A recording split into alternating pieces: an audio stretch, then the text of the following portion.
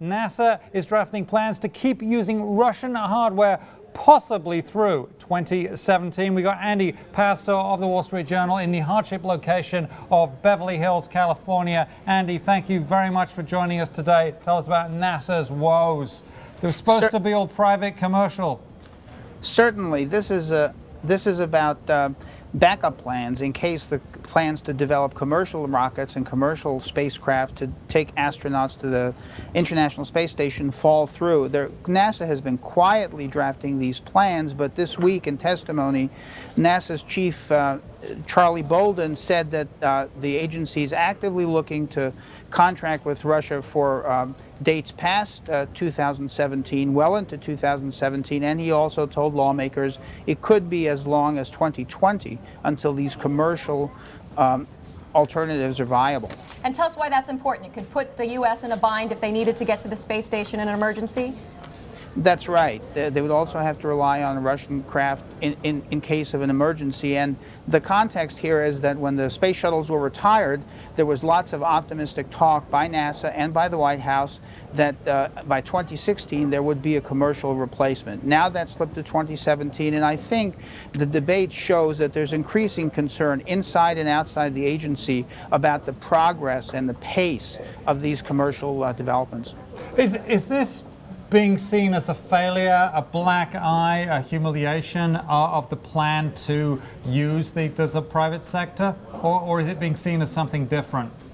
No, I think it's too early to say it's a humiliation or even a black eye or a major failure. I think it shows the difficulty of continuing with these programs, and it shows the expense. NASA claims that the slips in the schedules are mostly because of budget cuts that the Congress has imposed on these programs. I think it's too early for definitive conclusions, but what is clear is that NASA says it's common sense to have contingency plans in case things go wrong, and that's all they're doing. The agency's critics would say this shows the fallacy or the difficulty of pursuing the kind of strategy that it's going after now. Andy, what can you tell us about this industry that's growing up to fill this need? How many companies are trying to develop this type of taxi service? Where are they along in their plans? Right. Well, that's the crux of the problem. It's very expensive to do this, and NASA would like to keep at least 2 companies and perhaps 3 companies in the running until they get ready to select the winner or winners. And the debate in Congress is, can we afford to do that? And is it too early to make a decision on one company in case it doesn't work? So that's all in the mix. Boeing, Space Exploration Technologies Corp., which is Elon Musk's company, and some others are in the running, but we won't know the answers to this for at least 2 years. But I think the significance is that there's enough concern inside NASA that they're really preparing for kind of a worst case scenario now.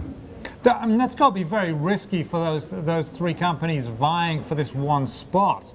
Because you've got to be putting a lot of money into developing this stuff, and then if you don't get picked, then all that research and years of development. I mean, what do you do? What do you do with your stuff? I mean, well, that's exactly right. And the theory behind this whole push for commercial space is that there is a market outside of NASA, that there will be other uses for this technology. That's still unclear, and that's the sort of the focus of the argument. Is there really a viable market to justify these kind of investments by these companies, or are they all betting that NASA will pick 1 or 2 of them, and therefore there is no market to sustain this kind of spending? We won't know the answer to that for many, many years. Mm-hmm. Okay. Well, when you have it, I'm sure you'll get back to us. Thank you very much. Andy Pasztor of the Wall Street Journal in that hardship location of Beverly Hills, California.